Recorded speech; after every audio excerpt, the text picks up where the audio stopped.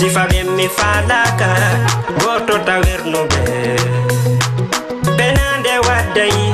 ko woni tun sendata wano hondu sapporta arafu no tawnata.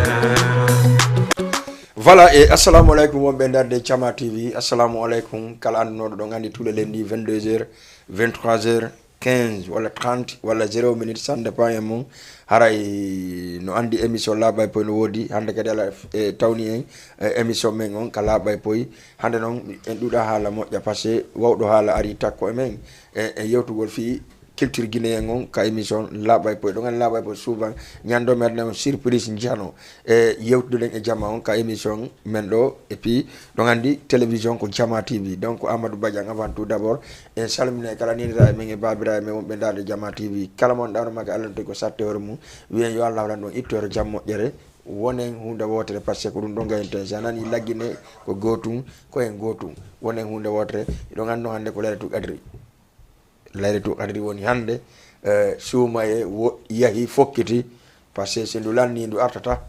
kono ndu fokkiti parce que mi sikki tun hande woni noga e jeego suumaye ko non si beyneta noga e jeego no wede noga e jeddi haray ko hemado layretu kadri khairu min fi sahari pour no jama on kadi baydon andi nyalande buran dabben den ko hande gadere salmini jama fo weltan ke jama fop en andi be article émission men Labhaye Pooyi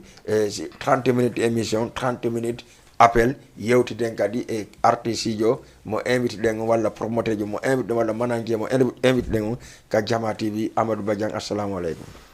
Voilà, malaikum salam DJ Bella Joli. Assalamu alaikum communauté guinéenne wambe Sénégal et partout dans le monde. Maintenant, bienvenue à l'émission Labhaye Pooyi hebo tous les lundis. Salminen kadi si vibe émission ben tous les lundis partage kadi vidéo ji di participer ka ligne téléphonique. Wobbe kadi nodda fi encouragement. En tout cas, merci à tout le monde. Merci aussi à toute la communauté vivante au Sénégal. Merci kadi notre invité Magada Pita. Donc haray innama kadi bienvenue ka studio Jama TV. Merci beaucoup Magada Pita andunore mo ka groupe Black Family. Donc kanko ni ande ka émission men ka télévision men Jama TV. Simin non ka émission men fo mi président kadi ka télévision men Jama TV. Magada Pita Black Family. Assalamu alaikum. Ya alaikum salam dige bela ada miuri ke Badiane miuri ke kala wonda de Jamano TV nini à travers le net et ka canal ada na euro communauté guinéenne on fo et puis voilà sibbe ibe wonbe Sénégal lo fo ada yurama ada miuri Jama fo quoi. D'accord, sibbe ibe fo hiurama ko kanko menen mem yeta Magada Pita ex Magada no way men présentade andina men ko kanyoni Magada Pita. Ouais, comme Magada Pita, comme le vieux là, non, Sandari, ko artiste, activiste, et puis aussi maintenant manager, promoteur, voilà, veste du bouillon même borné quoi, tu vois, et puis imam hande kadai, bah hande ko lela tu gadiro mentai mais yaltiro côté do quoi. Bah hande ko lela tu gadiro. Ouais. Parce que mi woni ko mi ngi ko ikoto yeso ka julinde do ande. OK, merci beaucoup Amadou Badiang. Moi, mimilanto question, première question Magada. Oui, comme manager, comme activiste, après comme promoteur. Pourquoi manager, activiste, promoteur, artiste? Pourquoi Magada? Bon, dans les netto, à doit que limiter les pays ça n'a pas culture. Ça fait la culture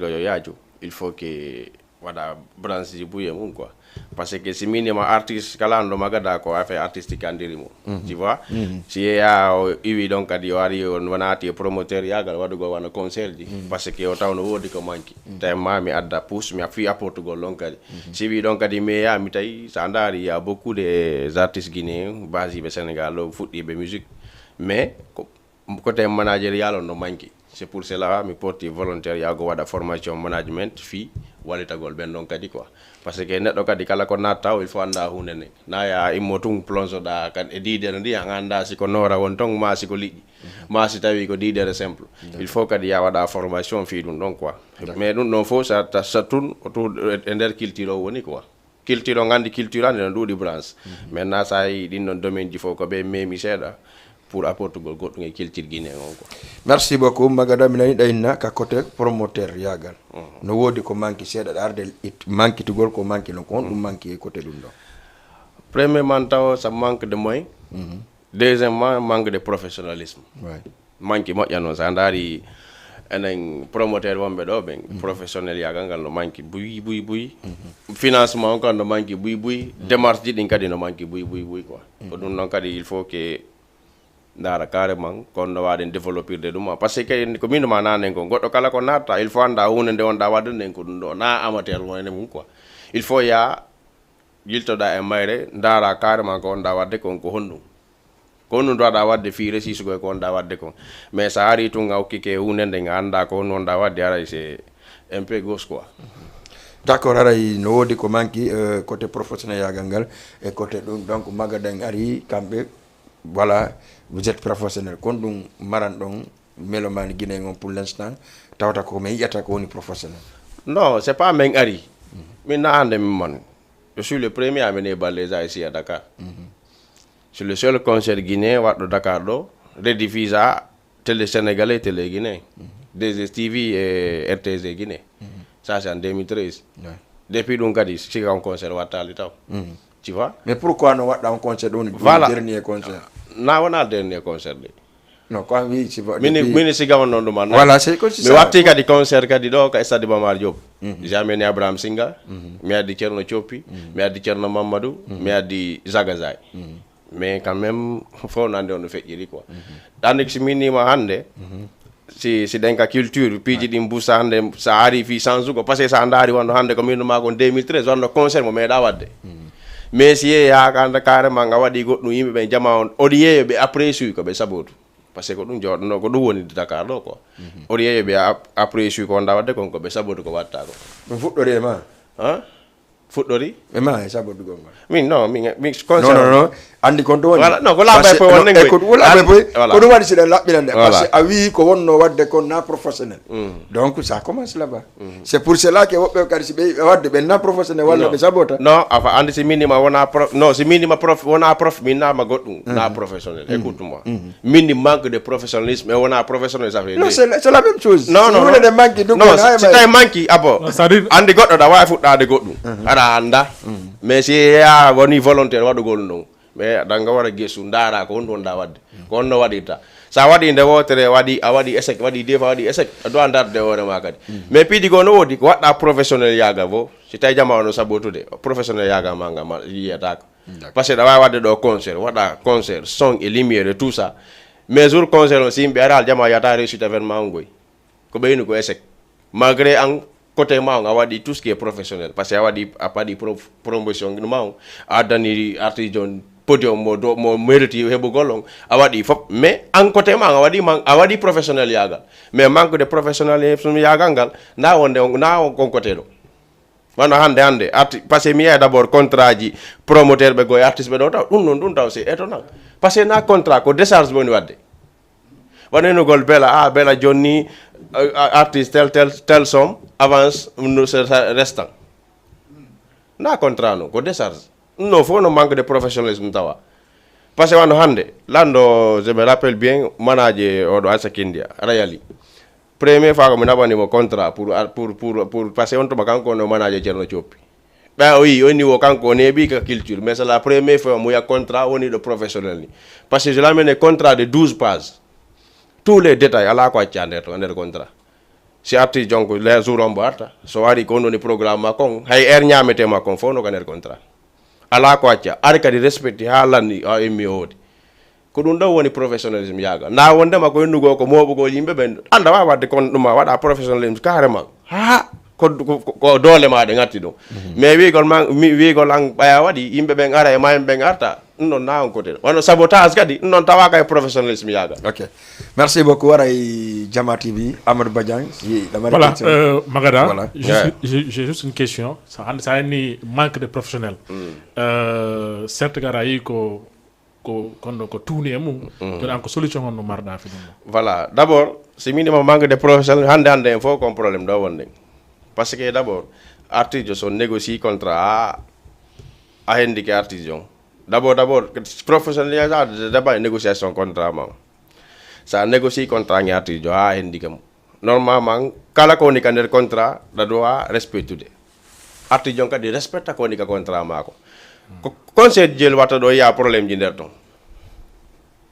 buy parce que piiji go no woodi goto ko manque de professionnalisme promoteur jong arti jong ala base o don wada ko faala ko sina ɗum arti jon sa naɓanimo carrément ko ɗum ɗo dowɗa wadde sa ari ɗo ko ɗum ɗo en ɗoni golle ma ɗum ɗo en ɗo wondi en kadi a respecti noon ko woni ka nder contrat kon so waɗi o susta manque de respecte ko woni ko contrat makko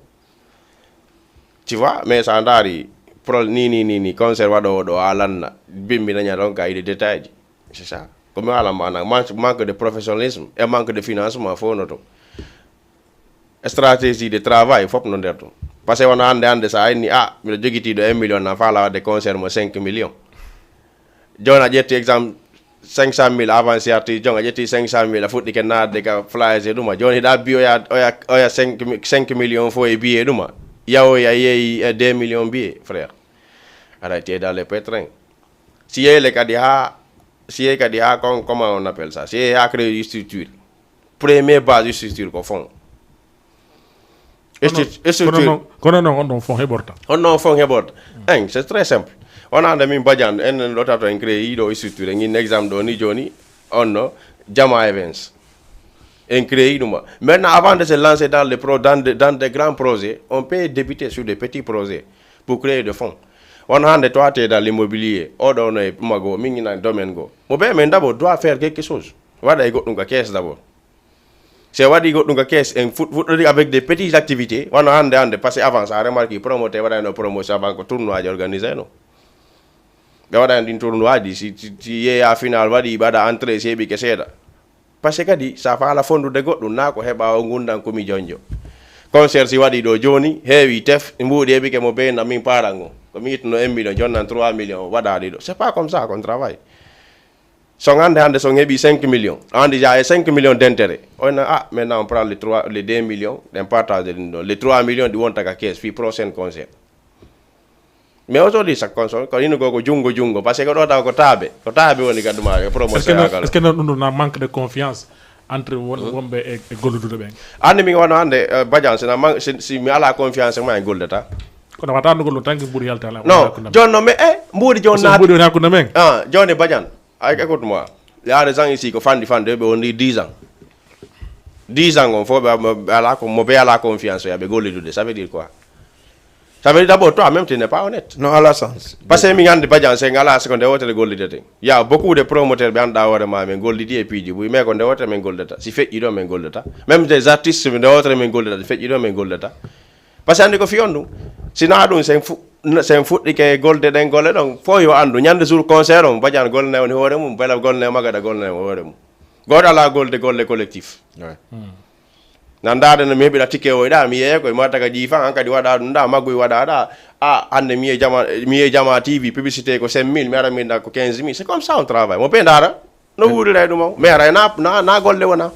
mais wona hande so tawi ɗe laaɓodiri a faami c'est sur dans les ñalgui si ɗen gollude carrément si perte waɗi fo anda e perte waɗi si heeɓi kadi fo anda heeɓiki a faami c'est ça en fait d'accord maintenant kancuɗi a gollidi e addeɓe artiste ɓe bus ko hambo embo golluduɗa addeɓe artiste ɓe bon addaɓe artiste ɓe ɗo wona taw wono bela en ɗo min gollidi e ɗumaji franchement min gollidi côté groupe an o black family mais franchement ɓe respectuno ko min aldi ko min o même s'il y a problème si waɗi sara mi andano ɗum par ce que komin halduno kon kase komin alno kon ɓe jonno avance on concert lani ɓe jonni min ko lotti ko a faami mi gollidi kadi surtout na jonna ɗo sappo foni ke production a faami wono hande si innama kadi wonno structure wonɗo professionnel ka sara ɗo ɓe tawa si ɓe wona premier wona e deuxiéme ɗandi fiyon ɗum par ce que kala ko ɓe haaldi de artiste ma kala ko ɓe haalde collaborateur maɓɓe ɓe asimay hay si yeeya perte waɗi kamɓe ƴetta e mbuuni maɓɓe ɓe ɗumanno je donne un exemple conseil o mi organise noon ɗo 2017 2018 j'ai financé plus de 6 millions et un concert que 3 millions 500 mi yeeyi 3 millions 500 ça veut dire qu'il y a 2 millions 500 de pertes ka non sa waɗi détail no ɓuuri déjà non exemple tum mini si tawi exemple kaka yeeyi ɗon tun sa darno détail ji ɗin plein à plus de 4 millions de pertes mais bimmine ñanda ya même des promoteurs no ɓe noddude artiste ɓe yeeya promoteur mom ɓe jogiiɓe ɓe yalti e Sénégal le concert ko momma explique ande nanen ko mais bimmine ñande min mi yawa e propre ko banque mi retire propre mbuuɗi an mais contrat on kala ko winduno contrat fo mi respecte parce que biye jinari so dama ko reliquat artiste be mo be hendi reliquat mo afami voilà, je te donne un exemple. On a Abraham Singa, c'est un cousin, c'est un ami. Il était chez moi. Mais donc, quand cousin Jang nous go mi perdi mina bro mi ara mi non. Mais je l'ai mis mais hende no ma reliquat di makodi. Parce que ko non me ngaldi. Mais si mi ari mi jonni arti jomini a ndo reliquat ma on ba perdi mi okima. Je prends. Mais si tawi carrément mi ɗum annaki mais comme ko wiɗa kon na comme min ma ko amateurisme mum si tawi noon jommo be man ɗa hoore ma taw ange nder concert o ɓenni perte mais ko fandi oɗa mar 500 mi ka jiifa ma ɗi wujjuɗa ka concert to oɗa no mar 200 oɗa no mar ɗuma goɗɗo si wakkili ke wujjude hoore mum on no wakkili ƴettugol mbuɗi mo remboursa jamais plus grave. Voilà, Là, je suis d'accord avec toi. Là, c'est d'accord. Ouais. Il y a D'accord. une question. Kadi nanen a woli haalaji ma woli fi affaire contrat et décharge. Fiɓe anda ɓen est ce que aɗa wawi men addangol détail entre décharge on et contrat on. Ani wana d'abord. C'est quoi la différence? Voilà. Ani non décharge ani kon décharge wonande ɗo ni joni si mi ari ɗo joni jonnugol ma mbuuɗi comme min ɗo mi j'ai remis exemple Amadou Badiane tel somme telle date tel maɗanuma min a signé nan décharge signa mi signa a handi ke mbuɗɗi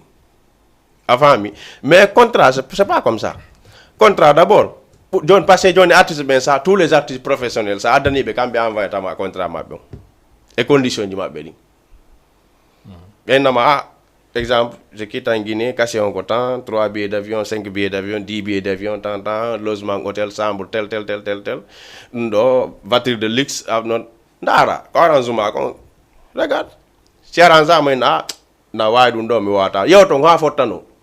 so fotti e piwu gotum sans un contrat mo ɓe waɗi on maintenant toi tu fais contrat o gata a manière o adda contrat ma ko gadda contrat ma signa o signa waɗa décharge et puis aussi il y a des gens qui oublient piwu gotum hande ça signe contrat gagne tu dois amener à la police pour légaliser ça pour être professionnel parce que puis hande si asina signe do signature si légalisaka na wawinde non na mi goddo e muti signature on c'est pas moi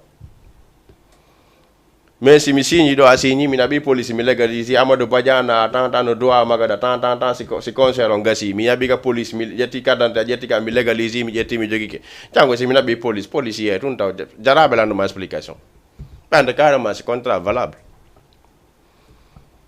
a fami mais ko ɗum waɗi sa e maggoji bi waɗa ɗo nana ɓennama promoteur ɓe go nana artiste ɓe go yaw ko faalaɗa minen ko Sénégal ɗo mi woni c'est une manque de respect et puis manque de ɗuma sa artiste ɓe kadi no ara ɗo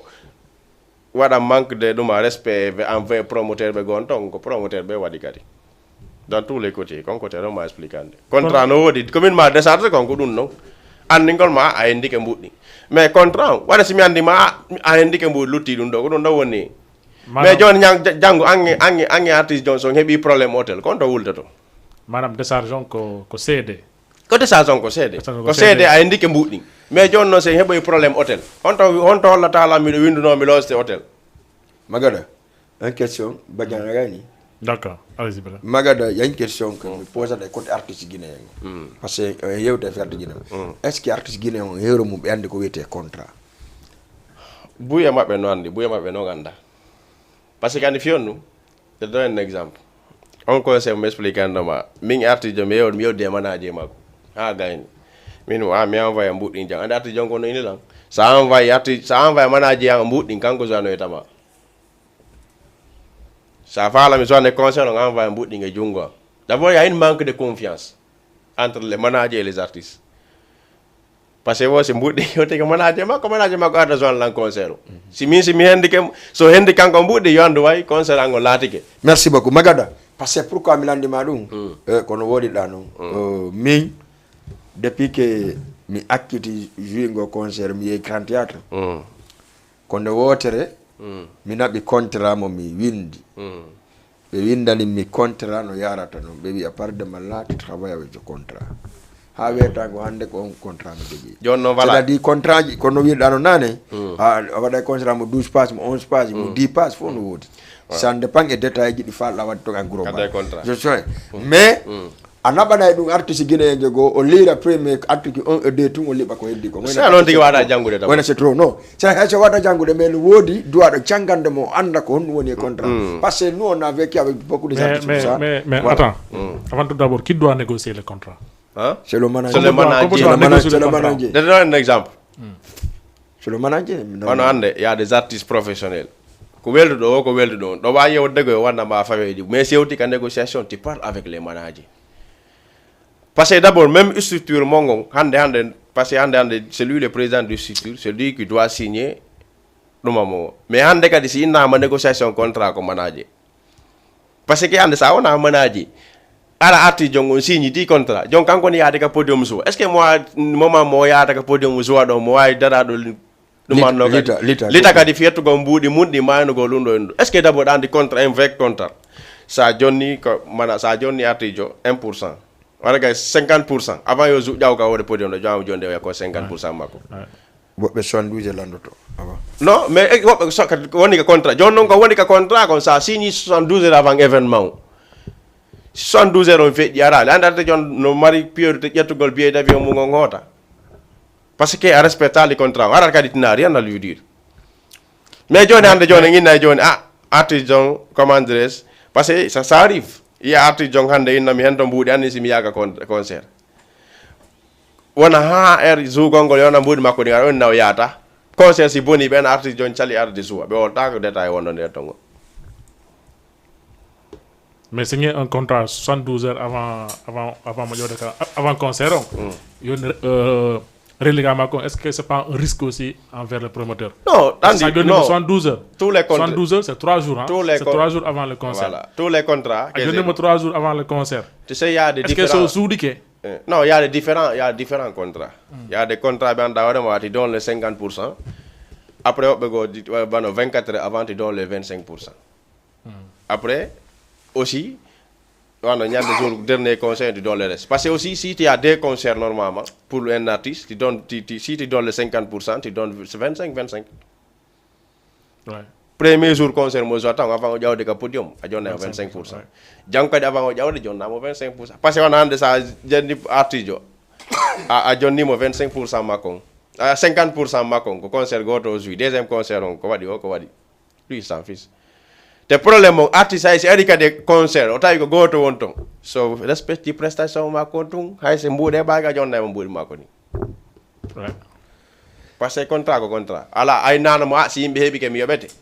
Parce que kadi si tay non da précise si yimbe hebi ke concert mi yobete. Si baaki no mi yobata mo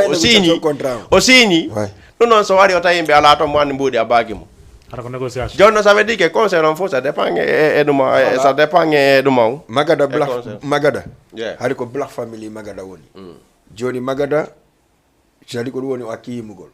Joni ko manager ko promoteur pourquoi naadu da management yagal tani iwda ka artiste yimugol arta ka management nana m'explique ni ma sera même dans des famille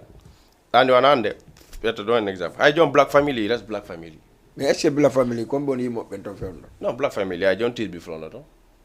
ni flow ferno ko jamu hiya woni non famille tis flow il a une collaboration avec un gars qui vient des États-Unis, il va de collaboration, de fusion, il va de album. Mais non, on dit que la fusion, in the Black Family, il faut que in the band ça correspond à quand il faut que un album. Mais pourquoi mais toujours normalement, tu as une occasion parce que moi, je suis aujourd'hui que je le demandais dans cette question-là. Oui, il a sincèrement parlé Black Family, le reste Black Family. Mais jamu hier, donc surtout ma kanko et collaborateur. Mais pourquoi deux collaborateurs en même temps? Non, pas collaborateur. Avec une seule artiste. Pas collaborateur. Oh non, Black Family c'est une famille. Hay han tiza chiti yimugol me achiti yimugol bobe achiti luma ça reste une famille. Andon woniri parce que wodi pays de mere odi ande malgré kala ko wadi du wara men sendude. No hande ti c'est bi projet no asiko Magada bi projet. Parce que on jam hiya do monda nande donc c'est comme si que Magada jemo. Parce que hande kala ko tis bi flow besoin ni fi avance gol mi wada à 100%. Mais c'est fait on tambeta tis bi flow. Afami. Non, yere ko mi wahi ko fop na wadde. Parce que andi piji mi Allah ma andi ya beaucoup de gens ko woni famali. se ɓe yaali yimɓe wanono tiruɗo photo ji no publier ma no yaada e piiji gon toon ɓe sikki ara no woodi détail wonɗo entre mo no so tawi ɓe woyide yimɓe kamɓe wonde à 95% ñande fof ñande fayda kamɓe wonni yeehi ha entre maɓɓe waɗi ni chaque en ƴetti koye mum ɓe nayi à quelque chose non na sab an mi allah ma piw gotum onno hande chaque chose no mari tammo marnoɗa 2015 ala on tan gande on tanga dogata dépense fi bay koye makoye vrai ou faux leer 2015 leer mo goɗɗo immi ma moɗo doga yaha kala te livre mais ni a woni père de famille hande piiji ɗi wawnoɗa wadde moment hande naago te hande aduna ngarɓi ni hande ko ɓayanta kon temps is money le temps c'est de l'argent hande aɗa hay tammo wonɗen ɗo sinana mission wonne aɗa ko perta wonne mais ni ko golle wonne tu comprends maintenant hande ko wawɗa wona 2015 2014 2013 a wata no 2023 hande mo ɓeeno moɗi domaine num ko yahata naata patiemment pour vivre et faire vivre sa famille ko ɗum noon ɓurta occupade ça e nder business ji ɗin ke annda hoorema e ko wonɗen ɗum annade ko ɗum waɗi mais toujours aɗa onon nder toon mo ɓeeno andi carrément ko on boni ombo tu vois ko ɗum ɗon ɗum mais min e tisbi flow mais majjodira on e toujours et puis ko neɗɗo manɗa hoorema presque plus de 10 ans on est ensemble ha hande min e makko men discutade c'est rare e yaadigal d'accord Badiane waɗi question fi mi arta e black family ande ko sabu no groupe mo ngo waɗi dispersé mo be yaari e koye mum ko par ce que heeɓi nouvelle génération wonɓe ƴewde e rapport doguɗon ka ko honno ko manque de inspiration ji goɗɗi go majjiri on si mi haalima goɗɗum enante no gasa bella ɗo je doit faire d'abord il est le premier digue à invité black family radio même dans des règles encore éguitine ça c'était un mercredi 2012 oui menen black family tant que men jogino tigi gemo content gemo metti jogade na hande lan fiyonno hande ya tous les ouvertures ya l'internet ya tout mais oɗon hande tant que men jogino gemo tigi comme moment non gemo metti no jogade na fen do ayimo so grava nge seede on to mako son nous sommes les premiers waɗuɓe son goto waɗi mo CD duplique 500 CD yeydi en 24 heures et puis menen gari mi waɗa no rap business ko menen gati moƴƴinde t-shirt inde black family ke sara ɗo hay guine tawari ala je suis d'accord avec vous non miɗo d'accord waɗa t-shirt ji ɗin waɗa t-shirt ya moƴƴina t-shirt à 3000 francs yeyamo 10 000 francs menen gati wadde ɗum walla 7000 walla 7000 francs waɗa son goto waɗa mo nder CD yeeya songon duplique plus de 500 CD yeeya songon 3000 francs au marsa parce que nous on faisait des trucs mais si yeeya dernier moment parce que ça ndari on était trois yeeya mji voyage tu vois lutti min e tis kadi mais ɓurti jogatade kadi appui on kadi continue mais toujours piiji ko en naata e détail ɗo gandi piiji ɓuy feƴƴi nder ton quoi mais hande kono addi principalement ha an waɗa retiré o e yimugol ngol et puis d'abord c'était une chose andi min d'abord parce que actuellement ala yimude c'était une chose actuellement mi ala yimude holno waɗi min d'abord black family je suis rentré par ɗum parce que j'étais à Dakar pour juste un projet de voyage pas pour yimugol parce que j'ai connu Tisby Flow en premier on a commencé des projets ensemble il y a black family créé c'est eux qui m'ont fait intégrer force black family avant mi mais après parce que ça fait longtemps qu'on dit que faut dire de naate black family et puis aussi j'ai apporté mon touche tout le monde a vu mais si j'ai décidé aussi en wodi puis on wodi à quoi yata ça tay car il faut décider apprendre à laisser ça décider continue si ta décider que dia demande mais toujours ça ndari hande donc ça ko jettugo may kondo mais je suis toujours dans la culture ça veut dire que yo me abandonné ok non yimo gongo c'est de on t'a conseillé d'arrêter wala ko yimo be ni accutu. Bon, il y a beaucoup de détails dedans quoi. Non, je ne me précision exact. Comment ben ma ya chutu wala wala ko Tisby Flow yeyi no ko commandant ko MJ yeyi tay vraiment ça va on gagne ta la famille ko MJ ɓurdu no darade yeɗo andu ɓen no andi min e Tisby Flow tun yawde sen ko mi watta ko menen tato mi watta c'est pas sur scène on dit non abo me ala ma non ko black family yaltini album gayni et des 3 mois min tun e on a sorti comme on a sorti plus de 15 sons presque plus album ga men o si golle ala no wadde wata wonde et puis min e Tisby Flow se men jawi on sen anda e carrément way hari on to mo way la ka sare do ay fo non ko MG burno a wiide ko black family kanko jogiti non kanko wonno wiwde ko black family mais black family fo non black family ko on non black family ko non la black family non awodo wiwo MG ça veut dire que c'est comme si ko MG on no black family mais no jamma ko woni jonon comme no tugala nga tik tik wanga no andi MG wa ya so wari black family comme no wonno kidi wanga tik non sa andari kidi wa black family nga ko tisbi flow okay kanko no do mo mais andi si groupe adama mo be woday ko addi on hande sen formi do groupe odo no waade ara ko rappo way odo no waade imude odo no waade ko image jogiti ko dum formata groupe d'accord mais hari ben no fo sa andari côté musique ay ndaye be do burlo mais men jari ke physiquement ma men dum ande ke ko magada ndarta jodo no formi groupe no wodi pe godum ko milanto magada parce que on génération ko foko de votre mayde do on génération ancien rappeur be gonfoli parce que ko ene wonno do on tan gonfoli wonno do honorable idéal black family commandress comme oya honno oya soso jola oya honno medbi voilà avec consort et tout ça hande ko heddi do ancien groupe rap fop ko woni bose de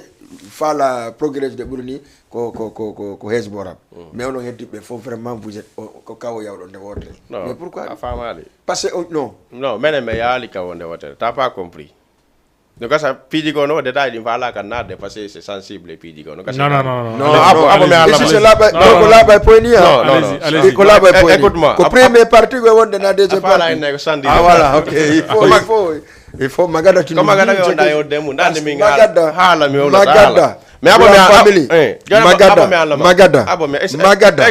magada tu vas m'écouter comme angel tolam mi wala ne magada ko gonfoli wonno do gonfoli be dispersi o yaari lagine o yaari États-Unis o en France jiwun kunno do kanko sisa malado a fami ben don sa à côté onon black family ko MG yahuno black family may mok joni commandress ko tisbi flow woni en coin an akiti yimbo gongol akiti black family ko promoter ka manager ko activiste ka woldum do cioni no dum do fo yehi honorable idéal kan goddo ala be nantude aduna ben don kan asikay déjà be fo ay kambe be mayi na fi musique mabbe non parce que non ngala on dade jeri flow yalti ni mistake ko dernier moment do mi anda son CV c'est pour cela ça ala CV d'actualité ni ka da ala menem si me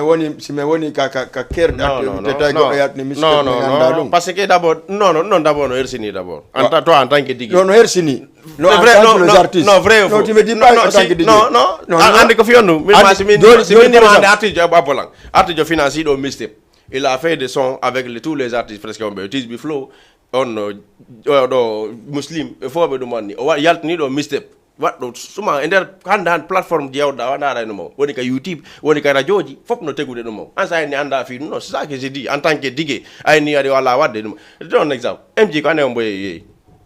MJ ko 2014 c'est Black Family 2014 2023 never magada no abutu me no never ka don ender on never no sa andari ko nder on nder 3 ans presque 4 ans woni Black Family du man 3 ans ender 3 ans 4 ans man woni Black Family du man sina ha 2015 16 17 18 19 Black Family no existe magada andi ko mbo mi no gollude ha mi invité mo ka télé do tay modde activité ko dum wadi si addi hande on question ko passé tijbi fulo mi mo golde kala plateforme mi nadi je va mi do yiwde somma kon no wadde no carton de vraiment machallah a fami mais le reste ne va pas te je rentre de plateforme burdi kadi inde ko risudi tawata vraiment dum musique guinéen ko jane plateforme jari alpha et tout ça et etc harami ndaray latoli no musique activité guinéen mais ne va pas on faut mi ala on rabi ko expliquer mako janto ko expliquer mako minuma ça a wi honorable idéal anda ko ande on be disparate c'est comme si en depuis warda benande do miniko warda benande donc non ande dum compte ma fedi ay kam hesbora yaltini premier mistake mabbe on après on premier mistake mabbe non dum do mi andi non abo non je le sais pas non mais c'est pas abo mini déjà mi yawno mistake non écoute moi mini hesbora ko yaltini mistake mabbe on fedi jeri yaltini mistake mo Kuda si minima don ngay ni anda da wa fi jon côté don ta plein gré anda ndum ni jon sa na ka YouTube alla wadi ka plateforme ji na tun ka YouTube tapa jeri sireri ngasa ye dum mako fo ay ko écouta kanko desidiri non o des do avant de wada mistake mako wati tan do même si ko evre mako wati ta YouTube don ça dum avant mi ka mo explique mako si minima hande black family ya dum mais black family wata mayde parce que ande fionu hande invite artiste these are ye do awni artist international i jam black family dan dum parcours black family i wata carrière ma te ko mi souhaiter mo ka non ko lando ti ande mi je l'aime beaucoup mi ni mi alla fi un goto mi no kasa mi premier album tis bi flow ender premier album tis bi flow ka marseille album go ye ya yal ti dum annike no ko hays ko don mi re mi acci tikilti no ada mo suis satisfait hara mi acci to culture on fesa dan tala mi do la fi culture ala mo suis satisfait parce que ande fi on ko neɗɗo pirando fi culture on ha ɗum anni par ce que piiji goo no woodi hara tisande ko waɗirowo musique pour waɗugol tun gaɗa waccitino il fait par amour par ce que mo yiɗi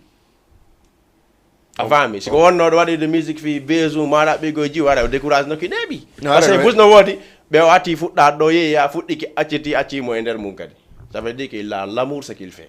Oudade minuma mi ngande yawa album tease woni album tease ka marché international tout le monde valide album dum man est ce que do ngati mi acciti musique arana time do goddo ay invité la no gasa ko invité ngan tanke citoyen ara je suis ara ndon tout moi je suis satisfait d'accord là on fi black family est ce que black family ça existe toujours wala wala disparaître définitivement non enfin Malik hay jonko même question no pose non il no existe non black family c'est minimum black family c'est une famille. Non, là, exemple, Black Family, c'est une famille. Là, j'ai compris que c'est une famille. Si tu vois exemple aujourd'hui, tu parles de Black Family. Parce que ça veut dire que ça ne peut pas disparaître. Mais est-ce que Hande, Black Family, est-ce que Hande, ils ont marié des jeunes, des cultures qu'on a avant quoi? Il m'a dit quoi quand groupement non révélation ne était au Qatar non Black Family non ça existe pas donc ça veut dire groupement non écoute-moi non ça oui musicalement exemple voilà musicalement c'est enterré dawa wi de c'est enterré mais non no gasa kadi dawa yiwde kadi surprise ma kadi kan album Six bi flow. Non, mais nous ne voyons drago. Mais c'est-à-dire quand on dit le Black Family est mort, non de Black Family. Donc parce que musicalement, non mais jabata Black Family mayata non mais musicalement ni existe no existe parce que hay John Tis bi flow no ton non tant que Tis flow no yimude Black Family hande Magada hande Tis bi flow invité moi et concert est-ce que aurait au nom de Black Family jamais non attends non de on a au nom de Tis bi flow rande fi on nous hay sonji maggo ayata moda Tis bi flow from Black Family man da sa nay no di jingle no from Black Family mais nini okugol base ok apa Allah non mashallah base mo am nañ on base don ngala no ki même gratuitement voilà avant mi mais Tis bi flow hande minuma mari collaboration wanda warema fi un album international ko album don mais menen kadi ni kala wonno do membre fidèle Black Family comme projet don poussata mo fi avance. D'accord. Ok. Nane ka wata présentation ka dawi ka promoteur ka manager ka activiste. Attendez mais activiste on c'est le détail activiste. Pourquoi plonger dans directement activiste? Non, moi je suis né activiste d'abord. Parce que si quand on dit puis wadu ka sa doara si mo na ka premier rang na ka deuxième rang. Wana puis on les manifestations wana di ka sa do. Pour handler surtout le troisième avant Alpha Condé depuis tant de 10 je suis dedans kala hande kala pium kanda warema c'est pour la communauté guinéenne je suis dedans comment enfin comment expliquer moi c'est minimum na ngamum mouvement di format din do fop si mona le premier contacta do ma contact do mona deuxième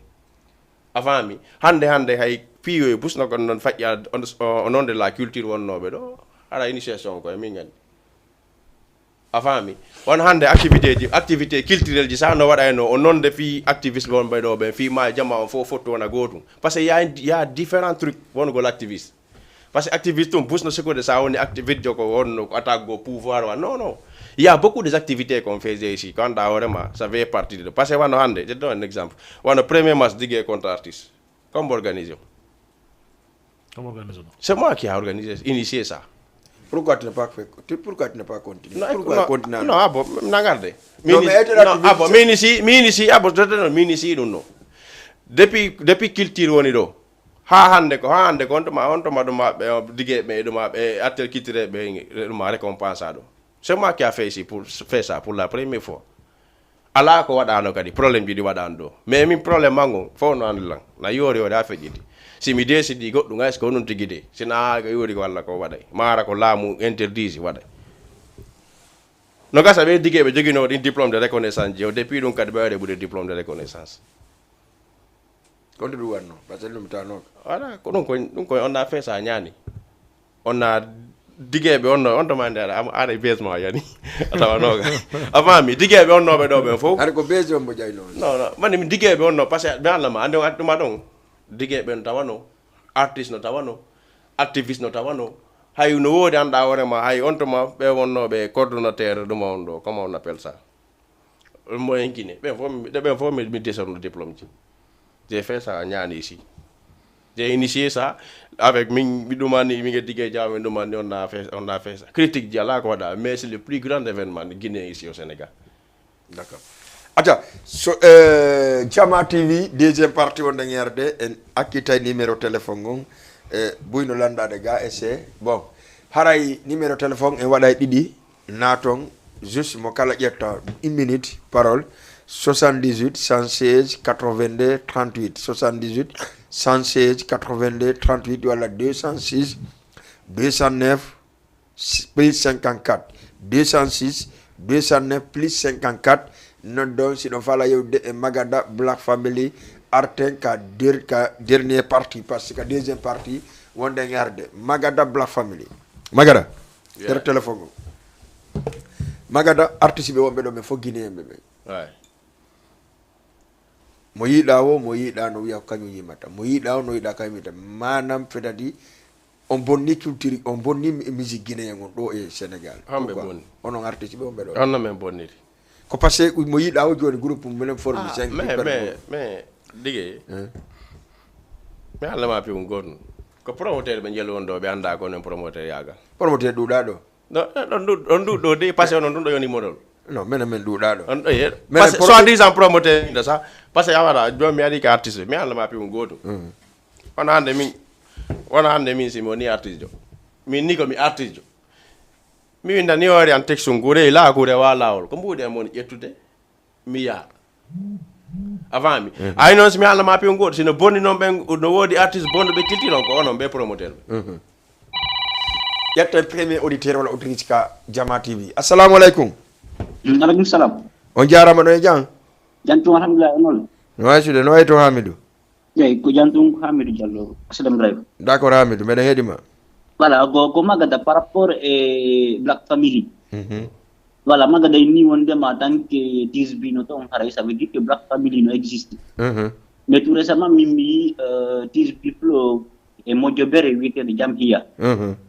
mi falamde mandas tay Magada no humpiti dum no maasi mo humpiti eso famina wonde humpitaki esko non tigi digo hakkunde jam hiya e Black Family e wi Magada o mojo bere fonde pendo saydo mantorta d'accord bay warte question o répondre voilà non ande yo non tout ça mais le la même chose mais m'explique ani mais anda son femme mude Black Family ara kanko helaki voilà Black Family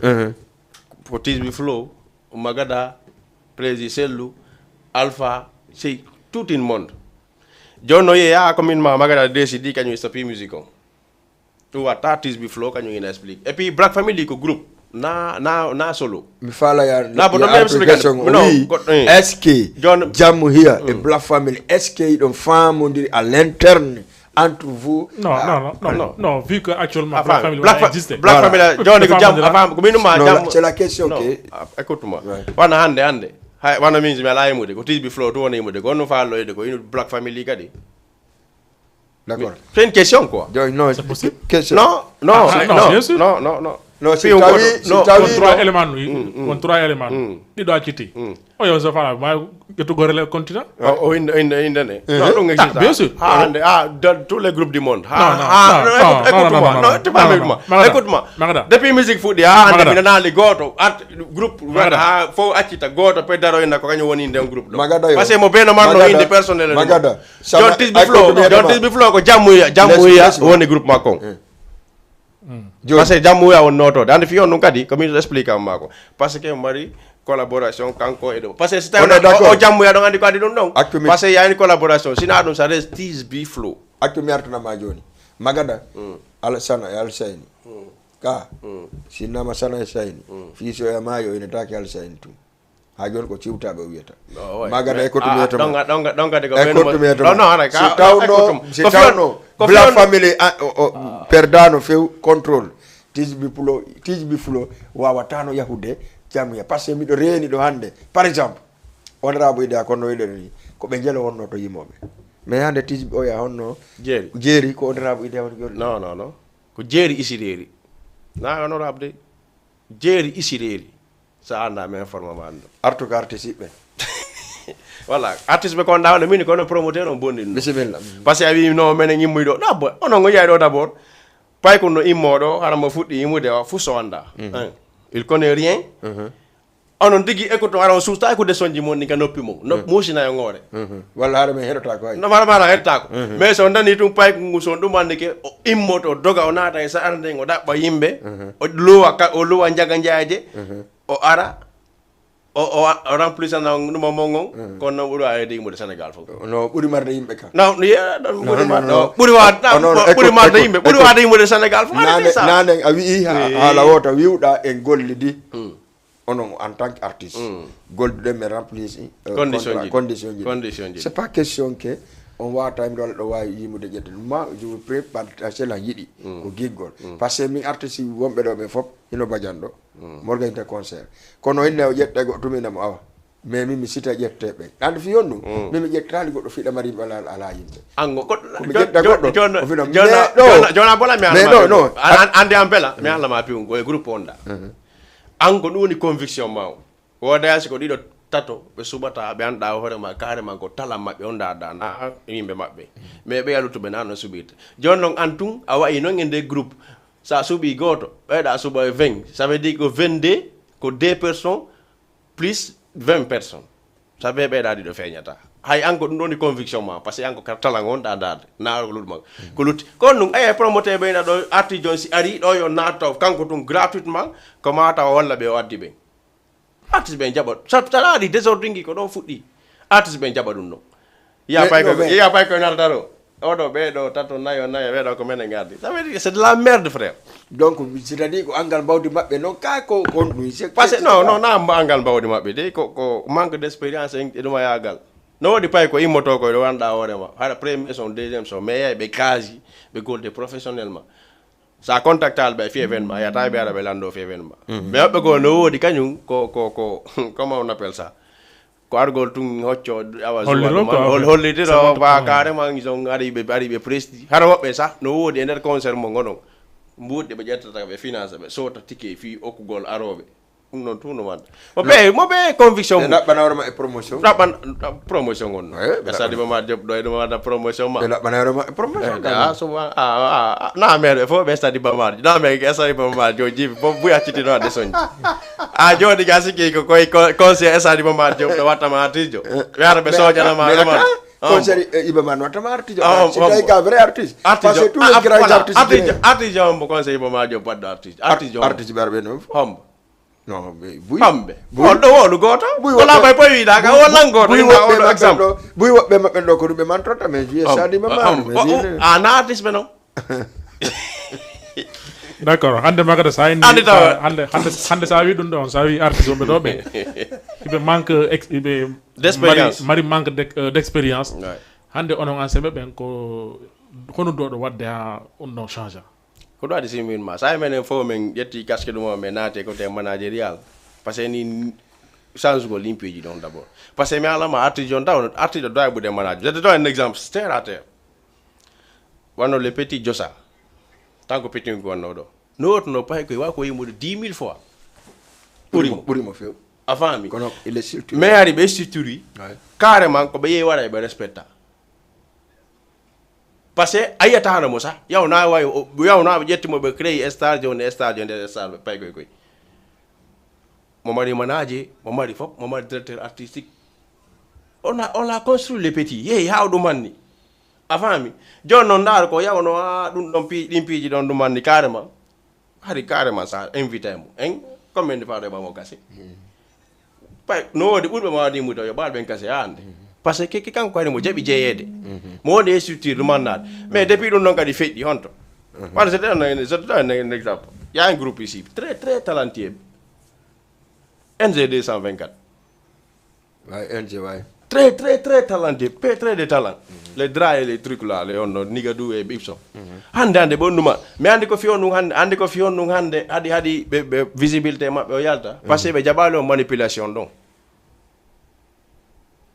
ɓe jaɓali o manipulation ɗon wanugol wona ko ɓampo wano innugol carrément wona ande o hande komi explique mako wona an hande ɗaɓa ƴed an ni an beele ɗa wawi ƴettude on NG 224 yoɓa ɓe kase par ce que ɗan talan maɓɓe o mais sa woni ɗo groupement ɓe jaɓata ko ɓe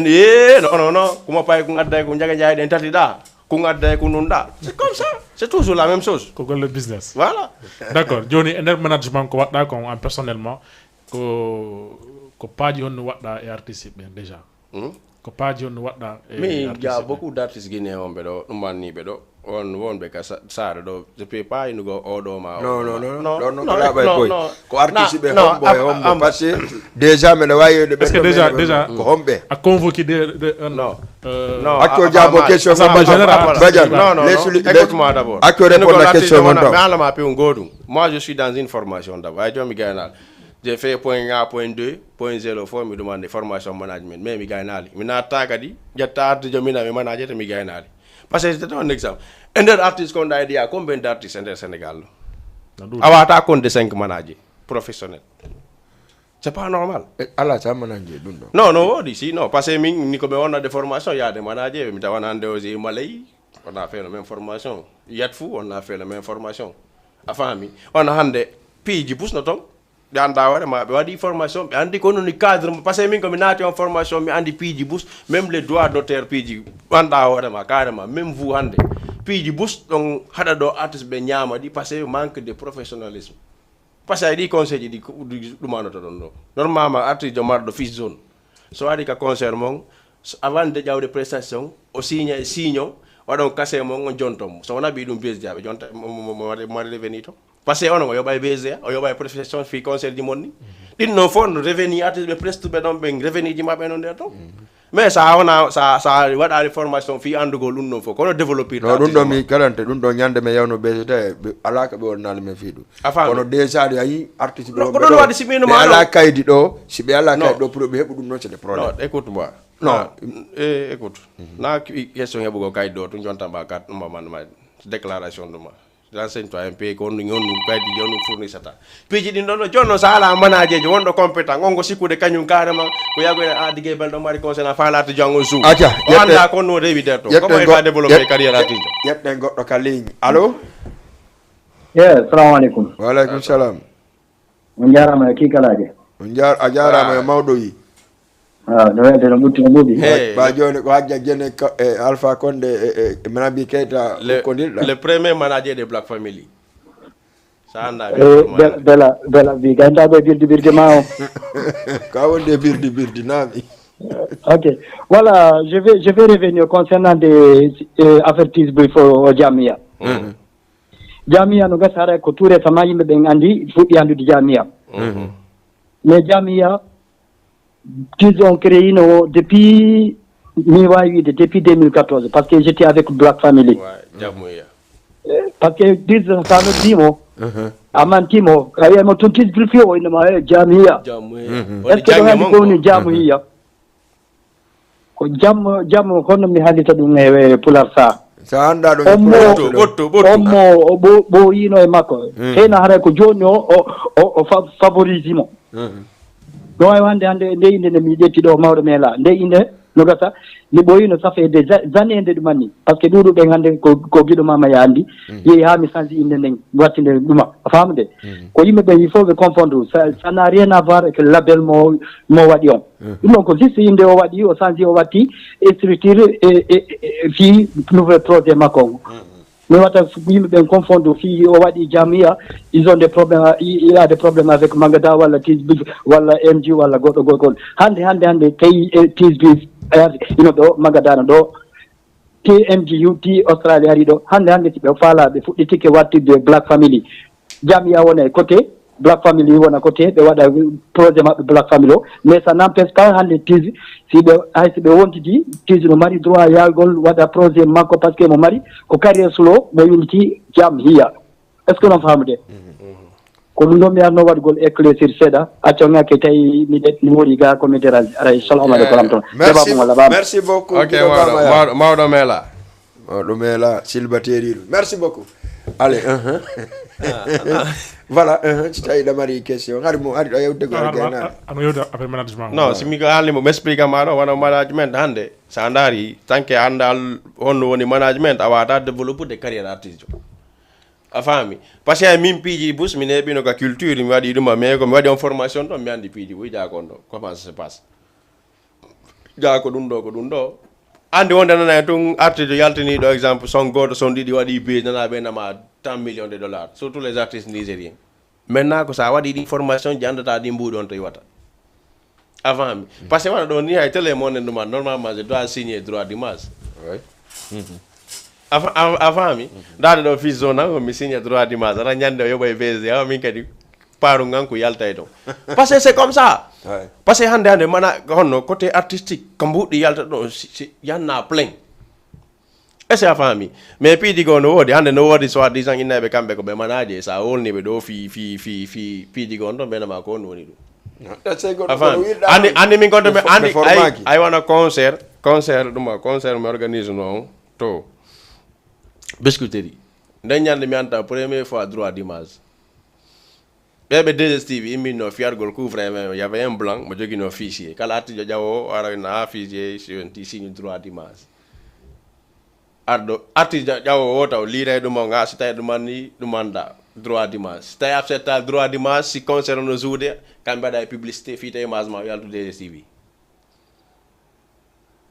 est-ce que a faami mais sa ɗumannaki ɗum ɗon fof carrément sa waɗali formation management a anda ɗin piiji ɗon fof aɗuma artisan kan doit ande ko noon droit mum voilà par ce que mi allama andi ɗi droit est ce que ɗan ɗi droit do taji ɗon ɗa nan ɗo fof manaji ala toon fus non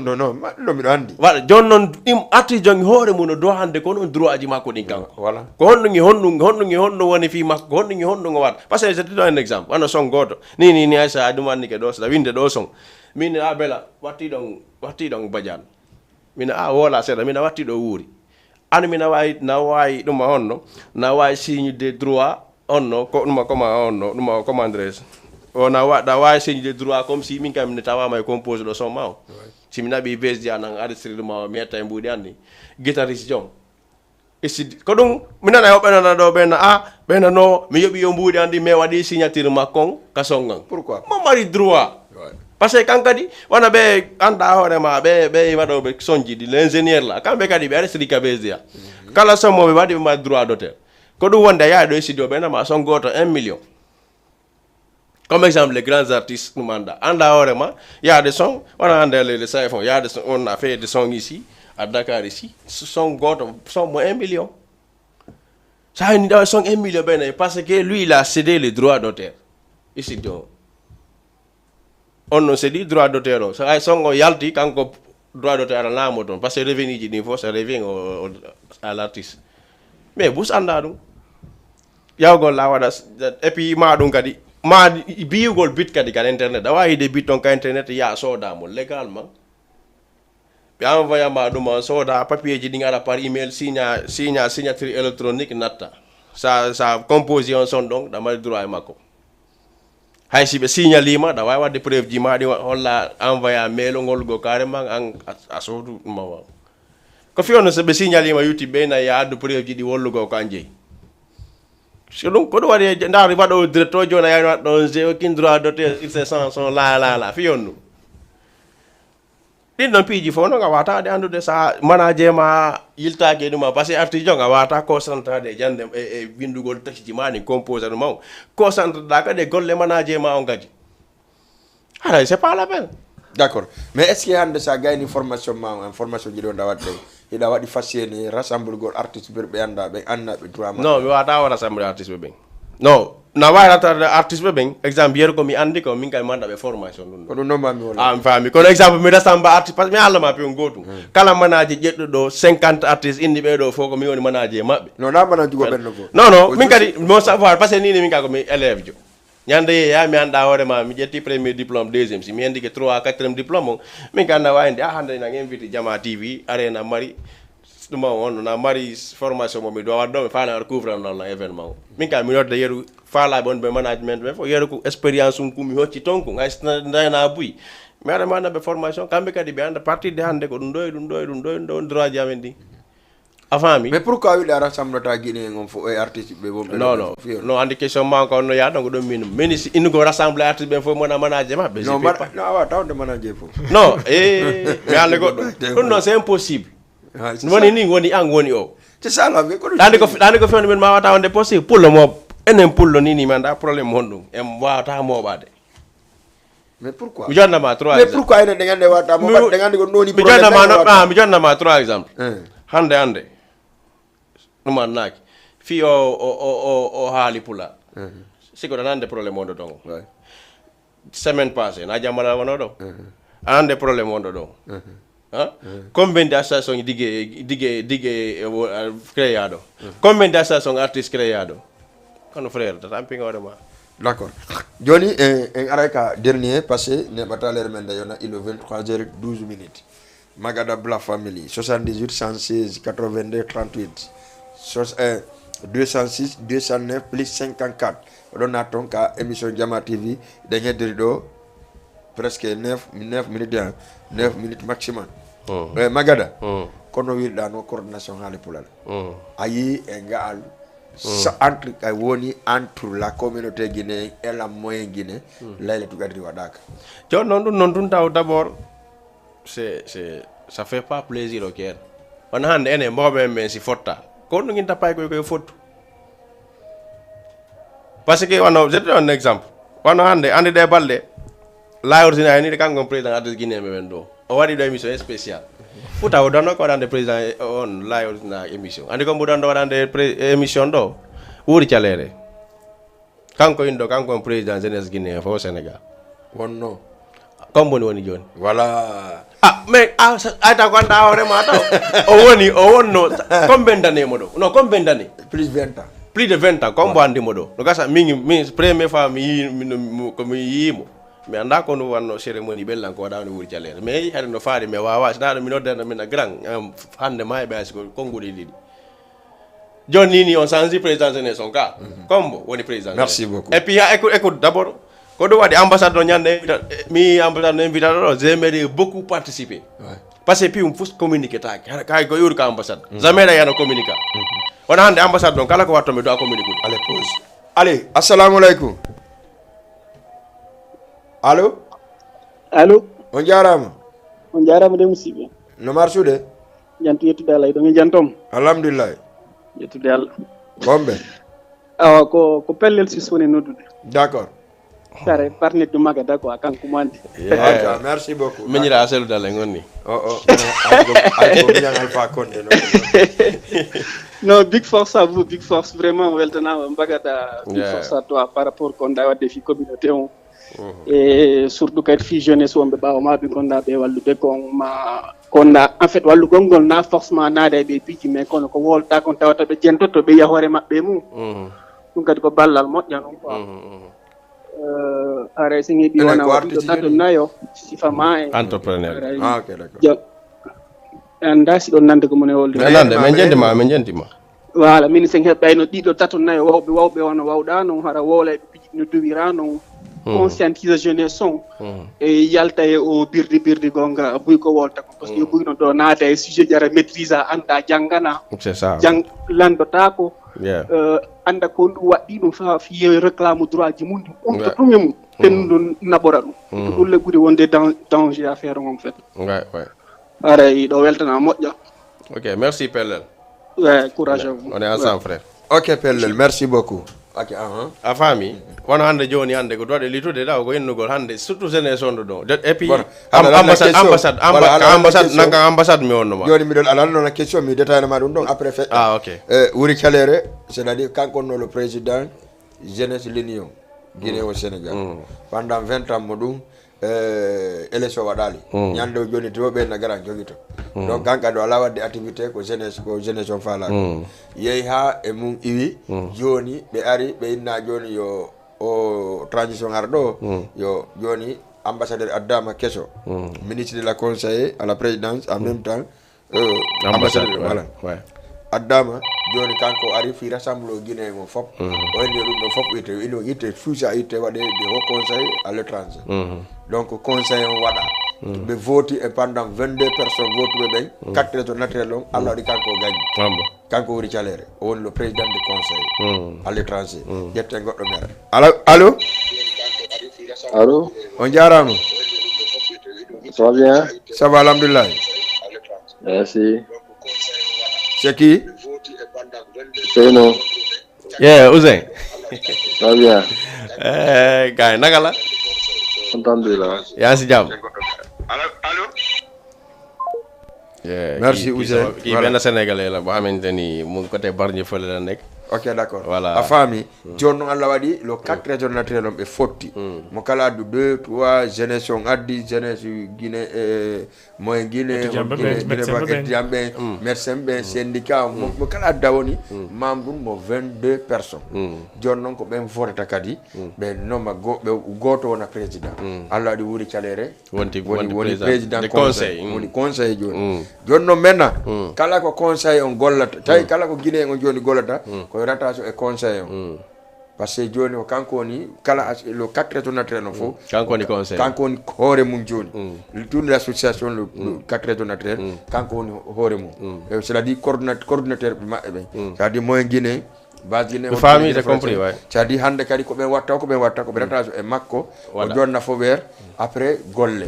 c'est pour cela no yiiɗa ɗo leddu kadi waɗaka e côté men enen parce que man Souleymane Bari commissaire ko président moyen Guinée wuuri calere ko président conseil joni wuuri calere wi ɓay Allah waɗi en fof ko en moyen Guinée en fof ko gotum pour yo ɓeyɗa kadi yiw heere mum waɗen la communauté guinéen ka layɗa tu kadri donc ɗum ɗon waɗi en tout cas oɗani no oɗa ni ko moyen Guinée fof oɗo Guinée fof mais non kadi il faut préciser parce que wuuri calere ino foduno Souleymane Bari commissaire so woni président on nomme Souleymane commissaire trésorier tay non ɗon nanamugol mais joni noon mi allama pe goto voilà no problème tardinɗo en Guinée andi laamu c'est pas une part de gâteau joni noon ɓe andu ɗum laamu na part de gâteau sendete ɗum wo goro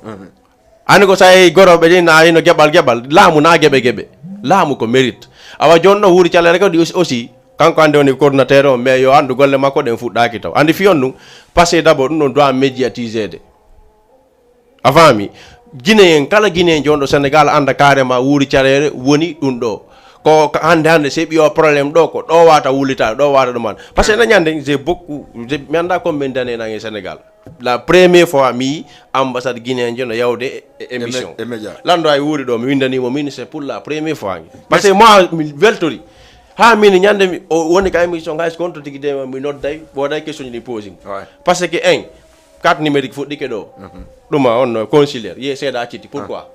joni ɓe ni passeport ji moƴƴinte ka ambassade ɗum ha ko sa yehi ka tam gaga ya fiisum 4A no waɗa ɗon sa jangga andata ɗo woodi mais pourquoi pas kala ko wadda ka ambassade ɓe médiatise fi guinéen ɓe fof yo informe e ɗum ɗon pour quelle raison jonno on coordination mon ɗo wi normalement d'abord ɗum ɗon c'est une erreur ɗa fiyon ɗum on hande CNT ko joɗɗina la Guinée ko médiatisation fof ƴettira seeɗa mais onon ko dans quel critère ɗum ɗo waɗi critique min mo wamande critère waɗ ɗon ma suis pas d'accord avec ça andi fiyon ɗum critique on critère ji waɗa ɗi ɓen ƴettetnoɓe fi votugol non doit no waɗe tour des médias tour de quartier tour de ɗum association ji ɗi faut consulter fop wona courant ɗum ɗo no wadde esa fa wano mi hande en tant que hande si hande parce que hande sino wonde fi kilti don be na magada kon no ina la jonko wuri tade woni président de la conseil sina no wori da do ni mi yaali ka Facebook mi nana le hunduko goddo mi nana le radio mi nana le duma information ada pour tellement le fait imo job no fejjali si fejjuno mi écoute si fejjuno be bro as 24 min nanka internet hande kala ko wadi do no joni haysinan dani simi fini no kasa ende 5 minutes mi anda en do wadi bajano do mais yow wonde information jigo mi jonna mo de antare mi ni ani do wadi la makaka di goddo wadi envoyer la mi humpito vers mako mais hande o envoyer la ngol la ayno président mengo mayno coordination wada mayno do wada c'est pas comme ça et puis on parle de gâteau ko bodi inde do inno ko carré mi alama dande kon wadi selu dalen do manna selu dalen si lami ke do so faala godde la beni yo lamu so lami ke so faala gol wada buri ko wuri calere wadi do ko Bueno, pesa makko do milliards ben si kafwa botok part de gâteau so faala gol le no fode ta aga merci beaucoup aray may kombo ni galli do assalamu alaikum allô oui comment vous allez Ouzin ça va Ouzin ça va bien Ouzin yaa ci jam sant yàlla alhamdulillah Ouzin merci waaye yow na dunga ci émission bi waaye ñu lay déglu waaw moom laa bëggoon dugga bismillah salaamaaleykum Ouzin nagamu sant yàlla yaa si jam alhamdulilah kii moom suñu benn mbokk sénégalais bu nekk côté Bargny ne suñu mbokk la bu ne suñu mbokk non suñu benn mbokk laa wax comprendre suñu benn mbokk sénégalais bu nekk Bargny boo xamante ni carrément moo may jàppale si lu bari benn kengay la yoru foofu instant nii lu ma nekk di def côté Bargny xam foofu ngay lebu moo voilà moo may lebal quoi bu lay fay rek Ouzin c'est-à-dire jaar naa si quoi jaar naa si dama kenkaar bi maa ngi fii damay grand jokko rek mu ngi lay fay rek di kontaan vraiment ci yow jaajëf da nga nekk ku jàmbaar ku am ambition jaajëf gëm sa bopp respecter li ngay def donc moo tax mën naa dugg daal vraiment andi ay témoignages ci yow waaw jaajëf encouragé la bu baax ci li nga nekk quoi jaajëf xam ne yow da nga nekk ku bien ku baax ku am gëm-gëm waaw merci donc yal na la yàlla defal jàmm jaajëf waay yàlla yokk sa wér-gu-yaram yokk sa sutura waaw jaajëf merci yokk xéwal yu baax merci waay li ngay yëngu yàlla barkeel ko amiin waaw xam ne bon bi ñu xamante ba tey bon vraiment gëm-gëm rek laa gis yow ku gëm yàlla et puis respecter li ngay def bu baax jaajëf waaw ku respecter doomu aadama nga merci ku jox cër nit jaajëf waaw moo tax aussi bi ma déggee émission bi waaw dama ne daan def le tout ba dugg andi la samay témoignage jaajëf waay donc nit loolu la mën a doom moromu nitam jaajëf yal na yaa dafa jàmm amiin di nuyu kilifa yi nekk si émission bi jaajëf maa ngi leen di bégge bu baax kontaan nañ trop ñu ngi lay fay bu baax a baax di leen ñaanal jàmm jërëjëf émission bi dem si kaw nag amiin waaw lu ngeen bëgg rek yàlla yombalal leen ko amiin si barkeb guddiku Laylatul Qadr bi amiin vraiment kontaan naa si yéen ñëpp jaajëf waaw kontaan naa yal na yàlla defal jàmm Allah waaw mon frère vraiment kontaan naa merci beaucoup ok je t'en prie ñoo ko bokk ok d'accord kii moom suñu benn mbokk bu nekk Bargny voilà ñu koy nuyu vraiment ñu koy sargal bu baax a baax te xam naa inshallah moom tabaski bi di ñëw xam naa dañu war a ànd Guinée mu découvrir Guinée pour la première fois bon xam nga rek yow kay kii war nga ko yóbbu de d'accord kan kii Badiane nar nga ko yóbbu de kan Badiane non kii moom du demul Guinée kii moom bàyyi ko fii rek d'accord Magada hande ko relation hombo garduɗa ange animateur ɓen so DJ ɓen ma wiide bon surtout avant surtout avant animateur parce que pas DJ na actuellement ko avant fen waɗanɗa oui menen MC ji wonnoɗa Black Family on tan Black Family no waɗa existé on yaha e radio ji mais ça se passait comment fiya ko radio ji ɗin est ce que y avait des chantages no waɗino pikiɗo go toon fiyon feƴƴin konguɗi mon ko ɗon no feƴƴinono tan kono o faala meta copain an kadi non ɗanndi je dis une chose hande culture guinéen o yimɓe no woodi dal wano oɗo no anndi a ɓela bela wana émission ngaje artiste jo addi tay kambe batta émission King Kadafi tay chaque mercredi on odda mo wara be jodo bada émission labado dum no hari no burde beyde culture on don un exemple ya un gars ici mais dans mo AMD wodi baron ko yeketi baron niveau njano ye ya jaw ka dari burti parce que jaw ka ari artiste fop and jaka no wawe jodade radio wowla susini bus parce que bus ari si noddi ay radio ara ko téléphone de ara kambe tum ara be me ataw ka téléphone ara so be mijitike ya des centaines de milliers de personnes be jentade mais mo tawa itu do complexe no fo fi kala nani wobbe ni kanko bonni radio jeni sama copain mais andi non kon wadi non parce que avant hari no andi fi ya invité radio c'est tout un problème wobbe no wodi sabe yobay no fi invité go radio ara anda hore ma carrément sa ari radio d'abord parce que radio ko serveur sa ari ta na bana adna fo message da yaade radio je donne un exemple min il y a une cellule de communication qui me crée no sein de la communauté ari ko mi wada no SMS groupage envoyer fop kala ko wadi si bella invité do wano badian madano do digé be retrouver badian ces émission digé bella tant passion to Facebook ala do non WhatsApp ala mais on le go information kadi ko min ati créer de groupe WhatsApp de Sénégal pata goto seyti on to makadi ari guiné ngo fop no fotti ton fo yewtay wadu man parce que on to mari groupe WhatsApp ko 256 personnes wadayno har si ko wobbe rangayno karang si goto bonni yaltinama be naade piji buy fetti est avant mi mais joni sa ndari avant culture on no dum naade entre artiste be nge digé be hari dialogue no wodi on to mari bella sous ta organiser do inviter l'artiste mais il y a deux séries qui font c'est ta bella wada ko mumbe dum wada mais avant lando bella première fois Black Family organisé dingiray ko sal didi mais organisé mais imposé ameni salji didi non ko men jettidi do zuway fo me wada dum ma soirée goto concert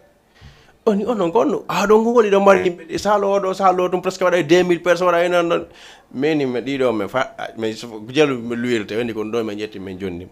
lando do karanati renda salji didi non fortindina woni sal goto parce on to mari portal lo wodi on to mari digé bela si fokkiti digé bela go fokkiti au maximum non de 20 personnes ba makko d'accord odo magada si fokkiti maximum non de 20 parce que soutenance no wodi solidarité no wodi vraiment parce que men ngandi on soirée on a eu des millions de dit parce que tawa 10 millions non tawa ko préparer fuddi album Black Family et clip ji parce que on to mari solidarité no wodi soutenance no wodi et puis mo la ma concert donc ay artiste ben faut so no tiki fi soutenu go no hari on jaw yimay il faut fama dum bila il faut magada fama hari on jaw yimay mais maintenant y a pas yimatake non faut quoi non avant mali andi ko nous problème o réseaux sociaux e bi dole faut ko star c'est ça joni ande badian no mari 10 000 personnes et pas zoom badian ko star ça invité mota mana bana ara no Sénégal ay 500 personnes wondo Sénégal la do ala ko ejo bien wanda sara ko chinois we aboni ke base mako parce que yi badian ala mo la be no ko ala feto no wonde ala be abono bis me fala ma jalde be ala be dara badian no wonde kanko sikka ko star no en kaydi wadde duma ka réseaux sociaux duma promotion min wallahi ko gonga mo Europe Asie fofu andi concert walla gon kono Sénégal be andalta surtout passe bustado ko kore yoy England ko be yada na bon andi Magada sincèrement parler moi je l'aime la culture guinéenne. Il y avait la solidarité yo avance mais le problème qui qu'on wadi sincèrement parler Magada feondo ko wullante fi culture ko etlen culture on dare do d'année 2000 2002 ha 2014 comme ngaddo instant killer ha gere wade sadi be marjo hakkundangi akame no hebuno do on to hakkundangi alla hari vraiment bay nay wol fenande culture no wodi no to buusude culture no buusude yimo enken yimude ko nanoto parce que man sa yimi ko nanto hay mawdo tawi no jenti ka goddo yimata ko mais regardez ça qu'il est kon adini be ko dewi mi yegita tama ko morso lancibe et puis on morso ko do kadi be gagner trophée makko magic lando ko e fo yawno nujuden be concours dance Nescafé wi gagner do ko album et tournée après be fu Côte d'Ivoire ɓe ɓeɗo yon album ɓe waɗi album maɓɓe o a faami mais hande yimugol ala kono wirɗa noon saqqen caɗaɗi mi yahay ka oɗa honno ka fataɗa mi tawa ya 150 personnes groupe artiste no jooɗi habbi 150 groupe artiste no jooɗi habbi fata ɓen ɗon yimayi ɓe sorti ɓe waɗa ɓe télécharge songum tum ɓe naada fata waɗanaɓe prise de voix o yalti noon ɗon goɗɗo naata jango ɓeynama non abi ko fa lawede joni artiste on ɓuuri fans ɓeɓe few mais joni artiste on ɓuuri fan on sa calcule il faut calculer ɗum e comment dirais ɓeɗe waɗi men comment dirais gonfo e kumpaji ɗo wakam ɓe waɗi concert ɗe balɗe ɗo